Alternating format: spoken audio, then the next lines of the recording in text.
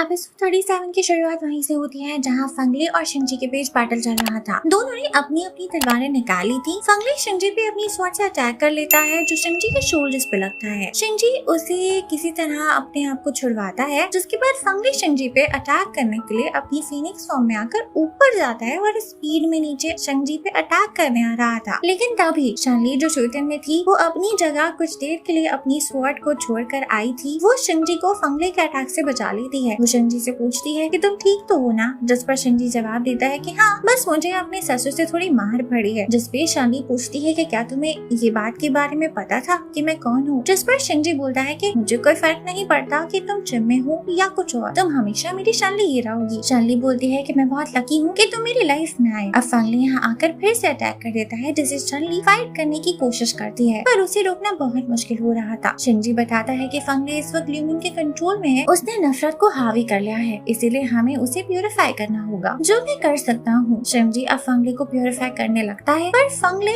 बहुत ज्यादा पावरफुल था और शिंजी जख्मी था, इसलिए उसकी पावर कम पड़ रही थी। तभी शनली उसे अपनी कुछ एनर्जी देती है और ये दोनों मिलकर अब फंगली को प्यूरिफाई कर देते हैं। फंगली अब अपने सेंसेस में आ जाता है, उसका वही नॉर्मल गेटअप आ जाता है, कपड़े फिर से चेंज हो जाते हैं, बाल फिर से काले हो जाते हैं और वो अब बिना किसी से कोई बात करे यहाँ से चला जाता है। वो कहाँ गया वो थोड़ी देर में पता चलेगा, पर फिलहाल शनली ने अपनी जगह जो अपना स्पीयर रखा था शूटिंग में वो होल्ड नहीं कर पाएगा। शनली को जल्द से जल्द जाकर फायर सील की जगह लेनी होगी, इसलिए अब शनली और शिंजी दोनों ही शूटिंग अबीस में चले जाते हैं। शिंजी शनली को बोलता है कि तुम्हें एक डिसीजन लेना होगा। वो उसे बताता है कि एक तरीका है सब कुछ ठीक करने का। शूटिंग अबीस जैसा कि अभी इमोर्टल रैम से जुड़ा हुआ है और वो गायब हो गया तो इमोर्टल रैम का वजूद भी मर जाए, इसलिए मैं शूटिंग को एक्स्ट्रा नेचुरल हेवन से जोड़ दूंगा, क्योंकि वहाँ से स्टोन्स फिर से गिरने लग गए हैं। ऐसे शूटिंग अबीस और एक्स्ट्रा नेचुरल हेवन एक साथ गायब हो जाएंगे और किसी को कोई नुकसान भी नहीं होगा। शनली बोलती है कि ये तो बहुत अच्छी बात है, एक तीर से दो निशाने। लेकिन शिंजी एक और चीज बताता है जो ये थी कि इस प्रोसेस को करने के लिए फायर सील को अपनी जगह पे खड़े रहना होगा। अब क्योंकि फंगली यहाँ से जा चुका है और उसके जैसी पावर सिर्फ शनली के पास ही है, इसीलिए ये काम शनली को करना होगा और ये शनली का डिसीजन होगा कि वो करना चाहती है या नहीं। अगर वो यहाँ फायर सील बन जाती है तो शिंजी शूटिंग अबीस को एक्स्ट्रा नेचुरल हेवन से लिंक तो कर देगा, जिसके बाद इमोर्टल रैम और डिवाइन रन तो बच जाएंगे, पर शूटिंग अबीस और एक्स्ट्रा नेचुरल हेवन के साथ शनली भी गायब हो जाएगी। शनली शिंजी का हाथ पकड़ती है और बोलती है कि तुम्हें पता है ना मैं क्या चाहूंगी, जिस पर शिंजी कहता है कि हाँ मुझे पता है। शनली फौरन से अब फायर सील की जगह ले लेती है। उसने डिवाइन और इमोर्टल रैम को बचाने के लिए खुद सैक्रिफाइस होना चुना है। सील बनने के लिए शनली के दोनों हाथ चेन से बन जाते हैं, उसे दर्द होता है। तभी शिंजी उसके पास जाकर पूछता है कि तुम ऐसे कैसे बिना किसी हिचकिचाहट के अपने आप को कुर्बान करने के लिए मान गई, जिस पर शनली कहती है कि हिचकिचाना तो मेरे नेचर में ही नहीं है। शिंजी उसको बताता है कि मैं अब एक्स्ट्रा नेचुरल हेवन जा रहा हूँ उसे शूटिंग से जोड़ने, जैसे ही मेरा काम खत्म हो जाएगा मैं यहाँ वापस आ जाऊंगा और फिर हम साथ में मरेंगे। शनली बोलती है कि तुम तो बाहर भी रह सकते हो, जिस पर शिंजी बोलता है कि तुम्हारे बिना मेरी दुनिया ही क्या है। वो ये भी बोलता है कि उसे डर है कि कहीं वो अपना काम खत्म करने के बाद आखिरी वक्त पे शनली के पास पहुँचने से पहले ही मर ना जाए, पर शनली बोलती है कि नहीं ऐसा कुछ भी नहीं होगा। अब शिंजी शूटिंग से बाहर आ जाता है। यहाँ उसने शूटिंग के गेट पर सील लगाया हुआ था, टेम्पररी सील, जिसे फोरम और वनवू लीड करते हुए मैजिक से होल्ड करने की कोशिश कर रहे थे और उनके पीछे कुछ और लोग भी थे जो सपोर्ट कर रहे थे। शिंजी इन्हें बताकर जाता है कि वो किसी काम के लिए जा रहा है तो इन्हें तब तक के लिए इस सील को होल्ड करके रखना होगा, जिसपे फोरम कहता है कि आप आराम से जाकर अपना काम करके आओ, ये कोई बोलने की बात नहीं है, हम जरूर उसको रोक के रखेंगे। शिंजी अब एक्स्ट्रा नेचुरल हेवन पहुंच जाता है। उसके जख्म अब नहीं बढ़ रहे थे क्योंकि नेचुरल लॉ ने डिसाइड कर लिया था कि शिंजी गॉड बनने के लिए राइट फिट नहीं है। शिंजी भी समझ गया था कि उसके कुछ आखिरी पल ही जिंदगी के बचे हैं। वो नेचुरल लॉ से कहता है कि तुम्हारे लिए हर कोई बस एक खिलौना ही है ना। अब नेचुरल लॉ क्या जवाब देता, वो कोई बोलता फिरता इंसान तो है नहीं। शिंजी अब यहाँ अपना हाथ उठाकर जोर से जमीन पर पटकता है, जिससे वो एक फॉर्मेशन क्रिएट करता है और जो सील्स थे जैसे वाटर, मून, फायर वगैरह इन सबको दोबारा से शूटिंग और एक्स्ट्रा नेचुरल हेवन से जोड़ देता है, जिसपे उसकी बहुत ज्यादा पावर चली जाती है। वहीं दूसरी तरफ शनली को शूटिंग में दिखाते हैं उसे भी अनबियरेबल पेन हो रहा था, इतना कि वो जोरों से चिल्ला रही थी। शिंजी अभी उन सील्स को शूटिंग और एक्स्ट्रा नेचुरल हेवन से जोड़ देता है। तभी उसके जो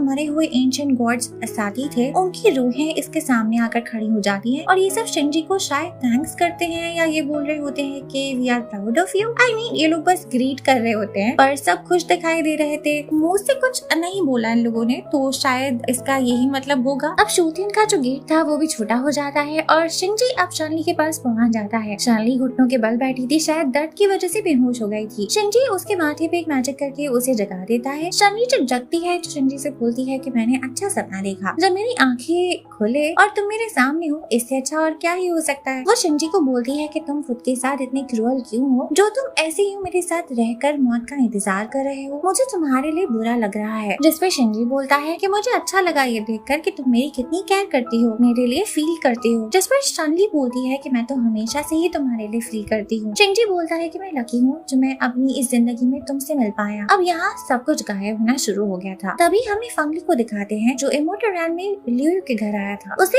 याद था कि लियो कहाँ रहती थी। वो दरवाजा खोल अंदर घुस जाता है। गेट पे लिखा था ये लॉर्ड नीसान यानी शनली का घर है। वहाँ उसे लियो की प्रेजेंस फील होती है। तभी हेरोलिनस वहाँ पहुँच जाती है, जिसे फंगली बड़ी ही हसरत से लियो के बारे में पूछता है। जिस पर हेरोलिनस बताती है कि वो तो 1000 साल पहले ही मर चुकी है। जिस पर फंगली कहता है कि ऐसा नहीं हो सकता, उसने मुझसे वादा करा था कि वो दोबारा मुझसे जरूर मिलेगी और मुझे उसकी प्रेजेंस भी यहाँ फील हो रही है। जिस पर हेरोलिनस उसे सब कुछ बता देती है। वो कहती है कि यहाँ जिसकी प्रेजेंस तुम्हें फील हो रही है वो लियो नहीं शनली की प्रेजेंस है, जो कि तुम्हारी और लियो की बेटी है, इसीलिए तुम्हें ऐसा फील हो रहा है। वो बताती है कि तुम जब शूटिंग में चले गए थे तब लियो के पेट में तुम्हारी औलाद थी और उसने शूटिंग एबीज के बाहर ही जन्म लिया था, क्योंकि वो तुम्हारे करीब रहना चाहती थी। जैसे ही उसने उस बच्ची को पैदा करा वो मर गई और मैंने खुद उसे दफनाया था। जिस पर फंगले पूछता है कि लियो को हमारी बेटी पसंद थी क्या? जिस पर हेरोलिनस बताती है कि हाँ, उसने तो शनली को अपना इनर कोड तक दे दिया था। वो बताती है कि तुम यहाँ खड़े हो, इसका मतलब है कि शनली ने तुम्हारी जगह वहाँ शूटिंग एबीज में ले ली है और वो वहाँ फायर सील बन गई है। जिस पर फंगले वहाँ जाने के लिए निकल जाता है। उसके जाने के बाद हेरोलिनस कहती है कि मुझे माफ करना फंगले, पर मैं शनली को बचाना चाहती हूँ। एक्चुअली फंगले ऑब्वियसली अपनी बेटी को फायर सील बने नहीं देगा, खुद उसकी जगह ले लेगा और हेरोलिनस जानती थी और तभी उसने ये सच फंगले को बताया। वो भी शनली को सारी जिंदगी शूटिंग में नहीं रहने देना चाहती है। फंगले अब अपनी फीनिक्स फॉर्म में आकर शूटिंग के बाहर पहुंच जाता है। वहाँ जो पपेट्स थे उनसे योलान और हेवनी लॉर्ड फाइट कर रहे थे, पर फंगले जाकर उन पपेट्स को 1 सेकंड में मार गिराता है और फिर जो चिम्मे बाहर घूम रहे थे और शूटिंग का गेट तोड़ रहे थे उन्हें भी मार देता है, कंट्रोल कर लेता है। इसीलिए तो वो किंग ऑफ चिम्मे है और अब खुद अंदर चला जाता है। बाहर बाकी सब जो लोग थे जो गेट को जादू से पकड़ के रखे थे, अब उसकी जरूरत नहीं थी क्योंकि अब वो स्टेबल हो गया था। यहाँ कोई खतरा नहीं था, इसलिए अब शूटिंग गायब नहीं होगा। वहाँ अंदर शनली शिंजी को बोलती है कि हम बच गए, किसी ने हमारी मदद की है और अब हम नहीं मरने वाले। जिस पर शिंजी बोलता है कि अब तो हमें यहाँ अंदर ही बची कुटी जिंदगी गुजारनी होगी। तभी वहाँ फंगले आकर शिंजी को साइड कर देता है और खुद शनली के सामने जाकर खड़ा हो जाता है। वो शिंजी को बोलता है कि भले ही तुम एंशिएंट गॉड हो, पर मुझे कुछ खास पसंद नहीं हो, पर हो अच्छे तुम वैसे। वो शनली के बिल्कुल सामने जाकर खड़ा होता है। शनली अभी भी घुटनों के बल बैठी थी, अब वो खड़ी हो जाती है। दोनों बाप बेटी की आंख में आंसू थे। फंगले शनली के आंसू पोंछता है, फिर कहता है कि तुम्हारी आंखें बिल्कुल लियो जैसी है। इनके बीच ज्यादा कुछ बातचीत नहीं होती। वो शनली की जगह ले लेता है और खुद फायर सील बन जाता है और शनली को सीधा शूटिंग के बाहर भेज देता है। वहाँ शिंजी भी शनली के पीछे बाहर आ जाता है, पर वो लड़खड़ा रहा था। वो अपने मुंह से खून स्पिट करता है और गिरने वाला होता है। शनली जाकर उसे पकड़ लेती है, गले से लगा लेती है। शिंजी उसे बोलता है कि गॉड्स के जीने का अब कोई रीजन नहीं रहा है, मैं मर रहा हूँ और अब मुझे 3 रेल्म्स की सेफ्टी के लिए कोई ब्लैकमेल नहीं कर सकता। जिस पर शनली बोलती है कि भले ही गॉड के पास जीने के लिए रीजन ना हो, पर तुम्हारे पास तो है ना, तुम गॉड बनकर नहीं शिंजी बनकर तो रह सकते हो ना। जिस पर शिंजी बोलता है कि हाँ, हो सके तो मैं सिर्फ तुम्हारे लिए जीना चाहूंगा, क्योंकि तुम खुद का ख्याल नहीं रखती, अपने आप पे तरस नहीं खाती। मैं तुम्हारे लिए तुम्हारा ख्याल रखना चाहूंगा। लेकिन शिंजी अब नहीं जी सकता था,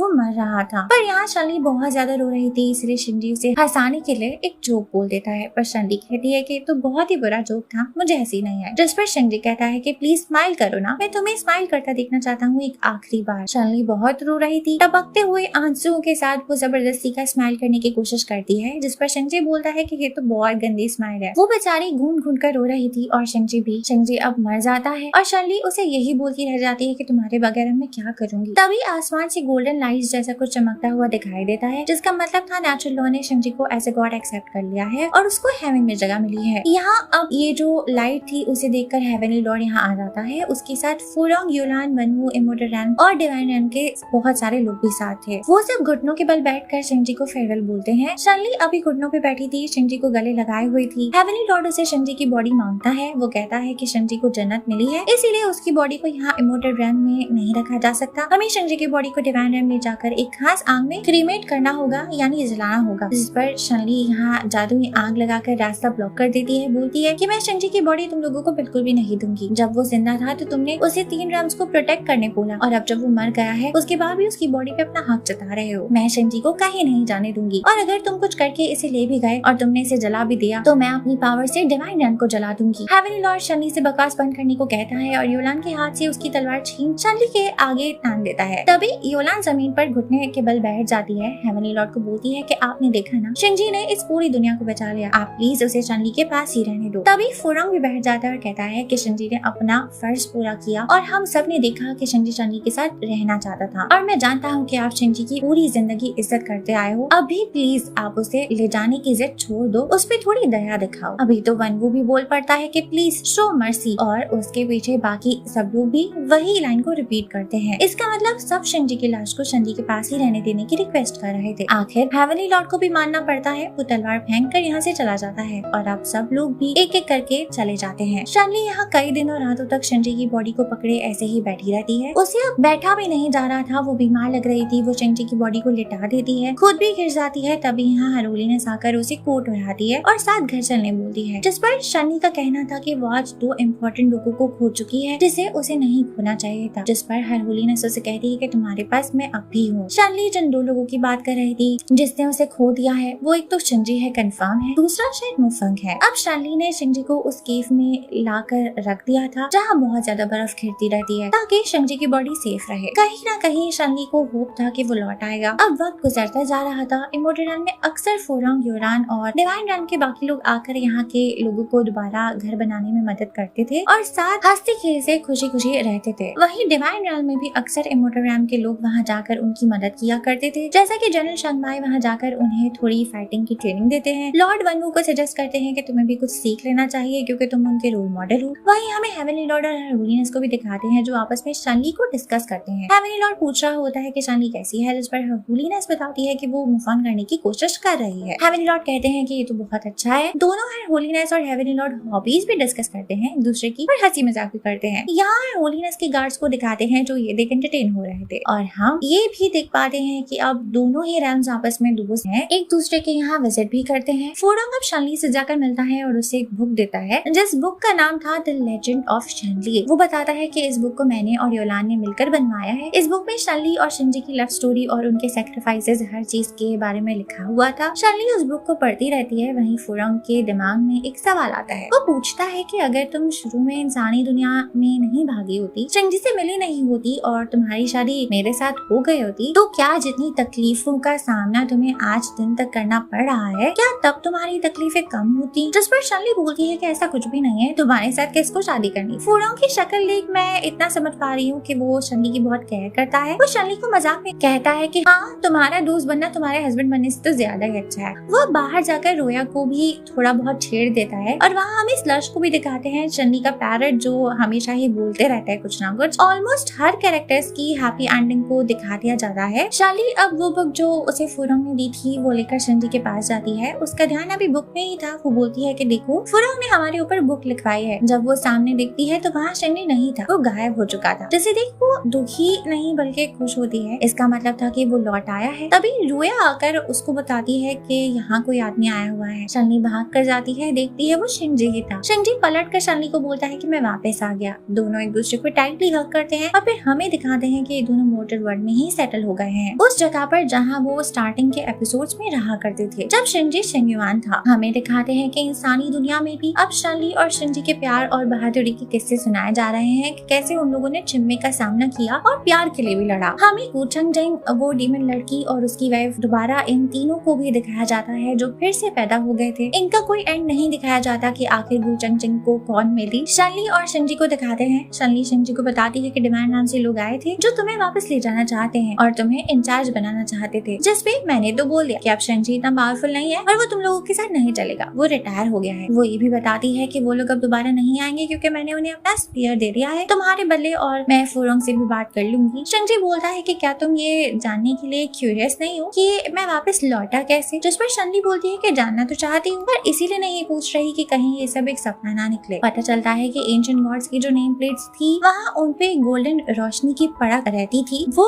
बाकी एंशिएंट गॉड्स की बची कुची पावर थी। शिंजी को उस पावर ने ही जिंदा करा है दोबारा से, और अब वो पावर शिनजी के अंदर है। शिनजी शानली को बोलता है कि मैं अब इतना पावरफुल नहीं हूँ जितना पहले हुआ करता, क्या तुम चला लोगी? जिसपे शानली बोलती है कि मैंने तुमसे तभी प्यार करा था जब तुम एक बीमार इंसान बने हुए थे, इसीलिए मैं तो चला ही लूंगी। शिनजी बताता है कि नेचुरल लॉ ने जिन गॉड्स को इंसान बना के दुनिया में भेजा है और अब जो वो गॉड्स पैदा नहीं कर रहा, शायद उसका मकसद ये है कि वो चाहता है कि गॉड्स भी गलती करें और अपनी मर्जी से जिंदगी को गुजार सकें। तो इन दी एंड हमें ये बताया जा रहा है कि जो ये लोग नेचुरल लॉ को जो कोस रहे थे वो इतना भी बुरा नहीं है। अब शानली और शिनजी दोनों आगे एक साथ खुशी खुशी रहने लगते हैं और ये शो खत्म हो जाता है। आई मीन मेरे लिए तो हो ही जाता है, मैं इसी एंडिंग से खुश हूँ। पर यहाँ एक एक्स्ट्रा स्पेशल एपिसोड भी है जिसमें मिस जिन की कहानी को दिखाया है, रिमेम्बर गोल्डन सर्पेंट डीमन। मैं इस एपिसोड को बहुत ही शॉर्ट में एक्सप्लेन करूंगी। इस एपिसोड की शुरुआत में शानली और शिनजी के पास मिस जिन की मेड आती है और इन्हें मिस जिन की शादी पे इनवाइट करती है। मिस जिन को एक इंसान से प्यार हो गया था और वो 20 साल से उसके पीछे पड़ी हुई थी और अब वो उसे शादी करने वाली है। ये इंसान वही लड़का है जिसने मिस जिन की मदद जब एक्स्ट्रा नेचुरल हेवन से स्टोन घिर रहा था तब उसे रोकने में की थी। इस लड़के का नाम जी चुन है। मिस जिन की मेड शानली और शिनजी को याद दिलाती है कि वो शादी में तोहफे के तौर पर एक्स्ट्रा नेचुरल हेवन का सितारा ले आए, जैसा कि शिनजी ने प्रॉमिस करा था शानली के जान को बचाने के लिए, जिसके बदले मिस जिन ने उसे ठीक कर दिया था। शानली शिनजी से पूछती है कि ये तो गड़बड़ हो गई है, हम एक्स्ट्रा नेचुरल हेवन का सितारा कहाँ से लाएंगे, वो जगह तो तबाह हो चुकी है। जिस पर शिनजी बोलता है कि अरे उससे क्या पता एक्स्ट्रा नेचुरल हेवन का सितारा कैसा दिखता है, हम उसे कोई भी पत्थर उठाकर पकड़ा देंगे, उसे पता भी नहीं चलेगा। जिस पर शानली बोलती है कि ये तो गलत, पर आज हमें शिनजी का थोड़ा नॉटी टाइप का रूप दिखाया जा रहा है। अब शानली और शिनजी मिस जिन के घर पर पहुंच जाते हैं और वहाँ पर इन दोनों को पता लगता है कि मिस जिन जेशवन से जबरदस्ती शादी कर रहे हैं। वो खुद इसे प्यार नहीं करता। असल में जेशवन के क्लैन के लोग किसी वजह से बीमार हो गए थे जिन्हें मिस जिन ने ठीक कर दिया और इसी के बदले जेशवन को उसे शादी करने बोला। इसीलिए अब मिस जिन को पता नहीं है कि जेशवन इसे सच में प्यार करता भी है और विलिंगली शादी कर रहा है या जबरदस्ती। इसके लिए शिनजी मिस जिन को सजेस्ट करता है एक नाटक करने के लिए। वो बोलता है कि हमें जेशवन को थोड़ा जालस करना पड़ेगा, तभी ही पता चल पाएगा कि वो तुमसे प्यार करता है या नहीं, जिसमें मिस जिन मान जाती है। जेशवन घर में ऐसे टहल रहा होता है और सोच रहा होता है कि ये मिस जिन जब से मेहमान आए हैं मुझे बिल्कुल भी भाव नहीं देती। उसने नौकरों को बात करते सुना था जो कह रहे थे कि शादी में आए मेहमानों में एक लड़का भी है जो मिस जिन का पुराना दोस्त है और मिस जिन उससे काफी क्लोज है। जिस दोस्त की बात हो रही है वो शिनजी है। जेशवन थोड़ा जालस फील करने लगता है। प्लान के अकॉर्डिंग शानली जादू से शिनजी बन जाती है और फिर मिस जिन और शानली जेशवन के पास से गुजरते हैं। वहाँ पर मिस जिन उसे शानली से इंट्रोड्यूस भी करवाती है जो अभी शिनजी के रूप में थी। शानली शिनजी के रूप में बोलने लगती है मिस जिन को कि मैं बहुत पहले से तुम्हें पसंद करता हूँ और मैं तुमसे शादी करना चाहता हूँ। जिसपे जेशवन बोलता है कि ये तुम क्या बोल रहे हो, मिस जिन की शादी मुझसे होने वाली है। तभी शानली बोलती है यानी बोलता है कि मैंने तो नौकरों से सुना है कि तुम मिस जिन से प्यार ही नहीं करते हो, तो एक काम करो ना, साइड हो जाओ, मिस जिन से शादी मैं कर लेता हूँ। जिसके बाद जेशवन ये बोलकर चला जाता है कि मुझे कोई फर्क नहीं पड़ता, वैसे भी मैं तो यहाँ एक कैदी हूँ। यानी वो जता रहा था कि उसे जबरदस्ती यहाँ रखा गया है। जेशवन के जाने के बाद शानली अपने असल रूप में आ जाती है और वहाँ शिनजी भी आ जाता है। मिस जिन इन लोगों को बताती है कि मुझे नहीं लगता कि ये नाटक काम आने वाला है, पर शिनजी उसे शर्त लगा लेता है और बोलता है कि अगर ये नाटक काम आया तो तुम हमें क्या दो। जिस पर मिस जिन बोलती है कि मेरे पास एक जेट पैंडेंट है जो शिनजी की कम हुई हुई पावर्स को वापस आने में मदद करेगा, तो अगर नाटक सक्सेसफुल जाता है तो मैं वो दे दूंगी। जिस पर शानली और शिनजी बहुत खुश होते हैं। नाटक में आगे एक कमरे में शिनजी और शानली एक दूसरे से चिपक रहे थे और मिस जिन के बारे में बातें कर रहे थे। शिनजी बोलता है कि मैं बस मिस जिन को बेवकूफ बना रहा हूँ, एक बार वो मुझसे शादी कर ले फिर मैं उसका सब कुछ लूट कर तुम्हारे पास आ जाऊंगा। तभी जेशवन रूम में आकर शिनजी पर अटैक कर देता है जिसे शिनजी भी डॉज कर देता है। जेशवन बोलता है कि तुम मिस जिन को धोखा कैसे दे सकते हो, जिस पर शिनजी बोलता है कि तुम्हें क्या तकलीफ हो रही है, अच्छा है ना, मैं मिस जिन से शादी कर लूंगा तो तुम्हारी तो जान ही छूट जाएगी, शादी के बाद मैं उसका सारा खजाना और गोल्ड वगैरह लूट कर भाग जाऊंगा। जेशवन को बहुत बुरा लगता है। तभी यहाँ पर मिस जिन भी आ जाती है। जेशवन उसे बताता है कि ये शिनजी तुम्हें क्या दे रहा है, जिस पर मिस जिन बोलती है कि इससे कोई फर्क नहीं पड़ता क्योंकि कौन सा तुम मुझसे प्यार करते हो। वो बोल देती है कि तुम अगर यहाँ से जाना चाहती हो और तुम्हें लगता है कि तुम कैदी हो तो तुम जा सकते हो, मैं तुम्हें नहीं रुकूंगी। जिसके बाद जेशवन कमरे से गुस्से में चला जाता है। अब मिस जिन शानली और शिनजी से बोलती है कि इस जेशवन को तो कोई फर्क ही नहीं पड़ा। अगले सीन में शानली मिस जिन के पास जाकर उसके सर पर कुछ मार के उसको बेहोश कर देती है और फिर कहती है कि ये सब मैं तुम्हारी मदद करने के लिए कर रही हूँ। तभी वहाँ शिनजी भी आ जाता है और मिस जिन की मेड भी। वो मिस जिन को